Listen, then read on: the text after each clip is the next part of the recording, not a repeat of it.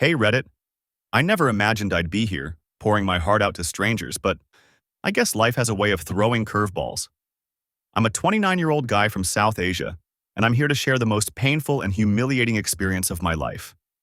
Maybe it'll help someone else avoid the same fate. Maybe it'll just help me process everything. Either way, here's my story. Like many in my culture, I had an arranged marriage. My parents introduced me to a 24-year-old woman. Let's call her Aisha. She was beautiful, well-educated, and from a respectable family. I didn't expect a love story right away, but I was hopeful that, with time, we'd develop mutual affection and understanding. We had a few supervised meetings, and she seemed kind and soft-spoken. We both came from conservative backgrounds and were virgins before marriage. I respected that, and I respected her boundaries. I genuinely wanted us to build something meaningful together. Our wedding was a grand affair, filled with laughter, love, and the blessings of our families. It felt surreal, like a dream come true. After the ceremony, we moved into our new home, ready to start our lives together. I was excited but also nervous. I wanted our intimacy to develop naturally, without pressure. The first few days were sweet. We talked late into the night, sharing our thoughts and dreams. I thought we were on the right track. Then came the night that changed everything. After nearly a week of marriage, we finally decided to take the next step. I won't go into too much detail, but let's just say things didn't go as planned. I was nervous, really nervous. 6 hours of foreplay later, I was completely drained, mentally and physically.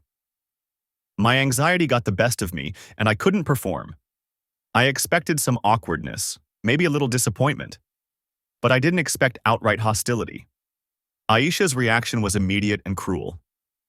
"Are you impotent?" she snapped, pulling away from me like I was diseased. Her words hit me like a punch to the gut. I tried to explain, to reassure her that it was just nerves. But she wasn't having it. She refused to try again and immediately distanced herself from me. I suggested we see a doctor. Maybe it was performance anxiety. Maybe there was a medical issue. She agreed but later canceled, saying she had to visit her ailing grandfather. I gave her space, hoping time would ease the tension. Instead, things only got worse. She became cold, dismissive. She barely spoke to me, and when she did, it was only to insult me. Then came the ultimate betrayal. She told both our families that I was impotent. My family was shocked and supportive, but her family was furious. They accused me of deceiving their daughter, of ruining her life. I was humiliated beyond belief. Aisha refused to even try and work things out. Instead, she sent me a legal notice, demanding a divorce and threatening legal action if I refused. I was devastated. I had invested so much, emotionally, financially, mentally, into this marriage. I lost $14,000 worth of gold and other belongings I had left at her place. But the worst part? The betrayal. The feeling of being discarded like I was worthless. One of the hardest parts of this ordeal was how my social circle reacted. Some friends sided with Aisha, assuming I was at fault. Others kept their distance, unsure of what to believe. I felt isolated, drowning in shame. My mental health took a nosedive. I couldn't focus at work, and my performance suffered. The stress of legal proceedings combined with emotional devastation left me a shell of my former self. My parents were heartbroken but supportive. However, extended family members started whispering about me, treating me like a failure. The stigma in our community around divorce, especially one where the husband is blamed, made things unbearable. For months, I spiraled into depression. I replayed every moment, wondering what I could have done differently. But eventually, I realized something. I was not the villain in this story. Aisha never gave our marriage a chance.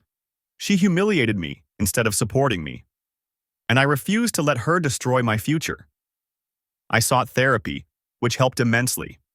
I joined support groups for men who had experienced similar betrayals. Slowly, I started rebuilding my confidence, focusing on my career and self-improvement. Moving forward. Now, I'm working on healing. The divorce is finalized and I'm trying to reclaim my life. It still hurts, but I'm learning to let go. To anyone who's been through something similar, know this: You are not alone. People will judge, they will talk, but you define your worth. Healing takes time, but it's possible. If you made it this far, thanks for listening. I don't have all the answers, but if my story helps even one person, it was worth sharing. Reddit, what would you do if you were in my shoes? Any advice on moving forward?